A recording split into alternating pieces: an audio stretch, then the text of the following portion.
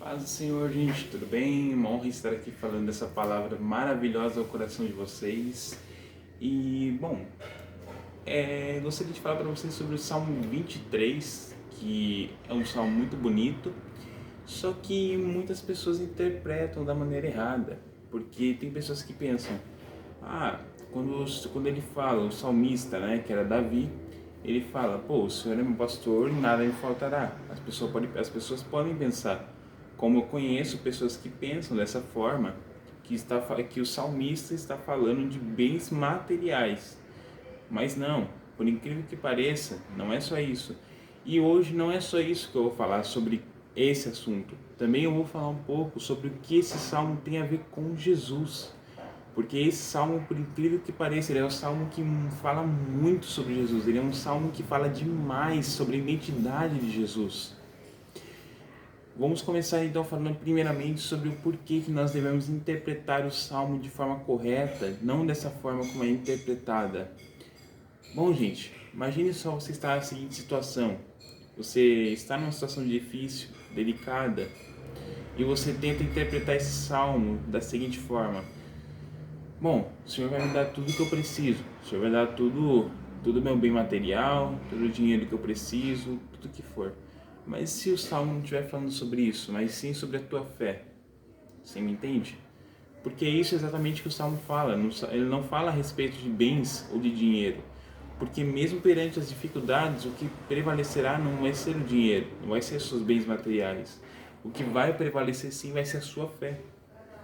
Então isso é muito importante nós termos em mente, por conta que a fé é primordial na nossa vida. A fé, ela é a base para uma construção na vida.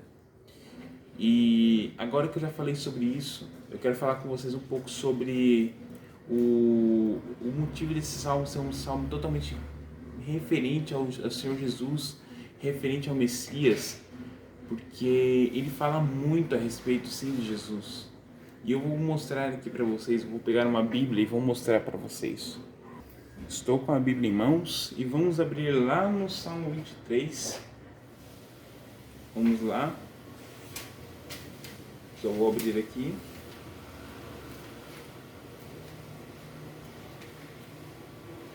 Aqui está. Vamos começar pela primeira parte que ele já falou, né? Que é: o Senhor é meu pastor e nada me faltará. Peço perdão para minha garganta agora, ela deu uma falhada.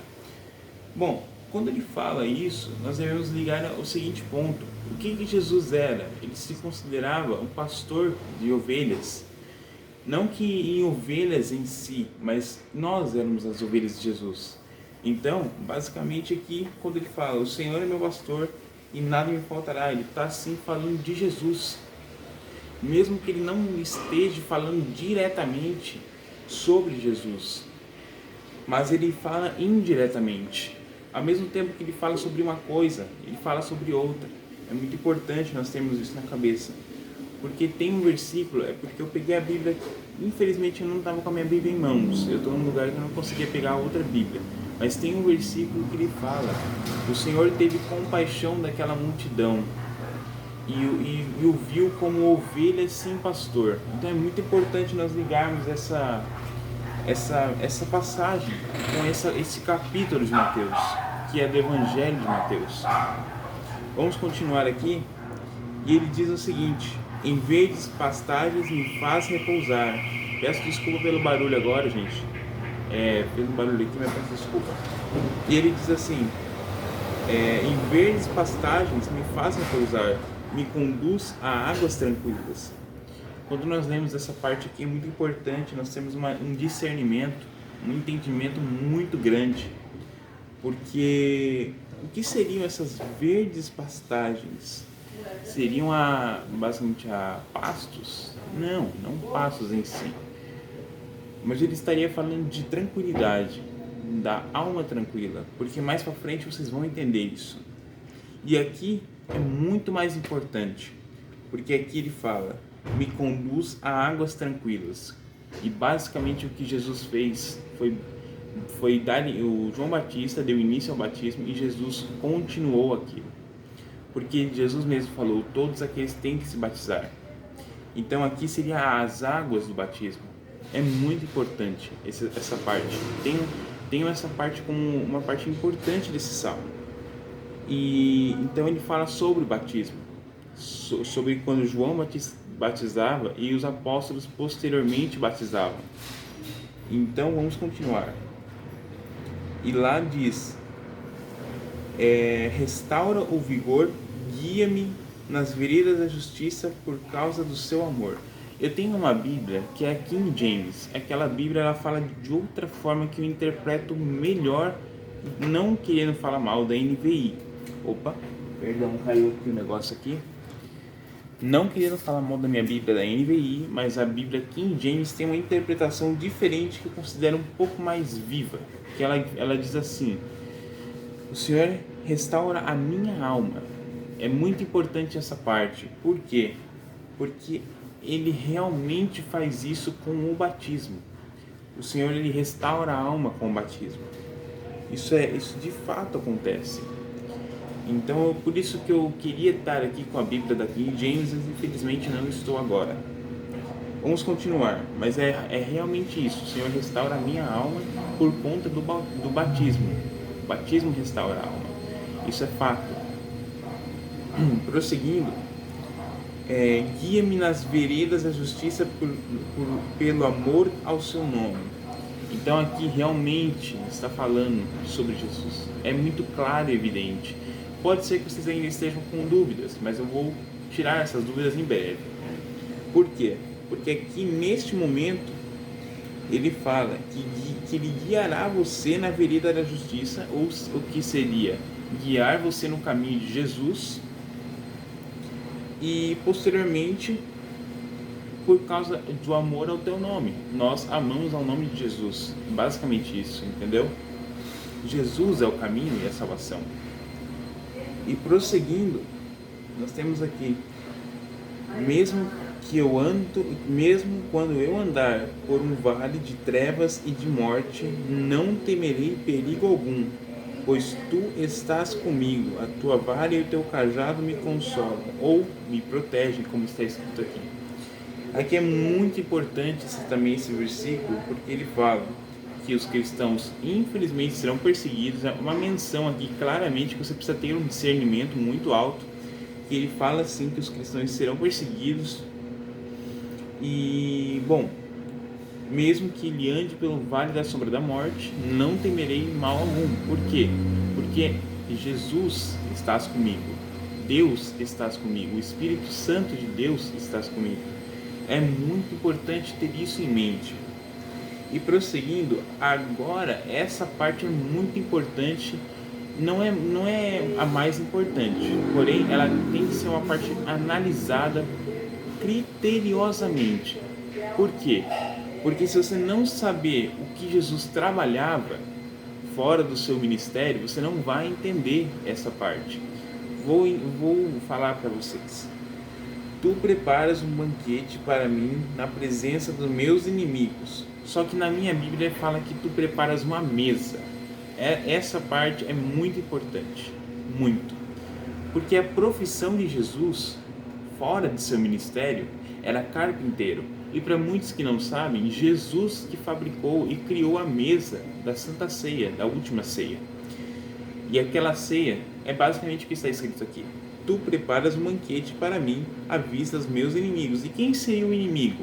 Seria o próprio Judas que estava na mesa, porque Judas estava ali e ele iria trair Jesus.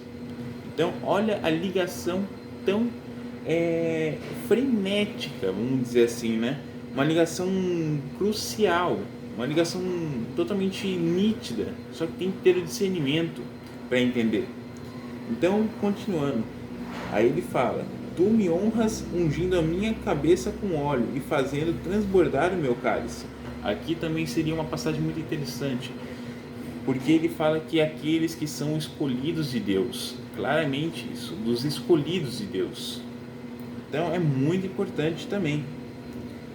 Sei que a bondade e a fidelidade me acompanharão por todos os dias da minha vida e voltarei à casa do Senhor enquanto eu viver. Aqui é importante porque ele fala para nós nunca deixarmos a fé. Ele termina o salmo falando que ele voltará à casa do Senhor. Isso é muito importante. Então, como vocês puderam ver, esse salmo ele fala muito a respeito de Jesus. E o que eu quero dizer com tudo isso que eu falei é que, por incrível que pareça, o Velho Testamento fala muito mais de Jesus do que vocês pensam. Não estou falando que o Novo Testamento não fala menos, não. Estou falando que o Velho Testamento fala muito mais do que vocês pensam sobre a vida de Jesus. Temos o livro de Isaías, temos muitas outras passagens como referências em Melquisedeque também, em Gênesis, sobre Melquisedeque. É uma passagem muito interessante também, que foi uma clara referência sobre a Santa Ceia. Só que isso fica para assunto para um próximo vídeo. Então o que eu quero dizer para vocês é nunca se deixem de ler o Velho Testamento, porque ele também é crucial para que vocês possam entender o Novo Testamento. Então, se vocês querem começar a ler a Bíblia de uma forma boa, comecem, sim, eu falo para vocês começarem a ler o Novo Testamento, para vocês entenderem, começarem a entender o que Jesus fez, porque lá você vai ter a maioria da vida de Jesus. Mas se você quer estudar muito sobre a vida de Jesus, se você quer aprender sobre a vida de Jesus, se você quer ter o discernimento sobre como foi as coisas, sobre as referências, sobre as profecias que foram feitas que Jesus viria antes mesmo dele nascer, vocês têm que ler os livros da Bíblia do Antigo Testamento. Mas eu vou dar um conselho: se você está precisando ter um contato com Deus, comece lendo o livro de João, o Evangelho de João, porque ele é um evangelho muito rico na presença de Deus, na presença de Jesus. É muito importante que a gente tenha esse contato com Cristo. Então, eu quero deixar aqui a minha opinião para vocês que estão começando agora a ler a Bíblia, que leiam primeiramente o Evangelho de João. Se Deus tocar no coração de vocês para ler outro livro, que assim seja da vontade de Deus. Mas caso vocês queiram uma inspiração, aqui vai a minha dica, o Evangelho de João. Eu agradeço por vocês estarem aqui vendo esse vídeo e, bom, que Deus abençoe muito a vida de vocês e até o próximo vídeo. Até mais!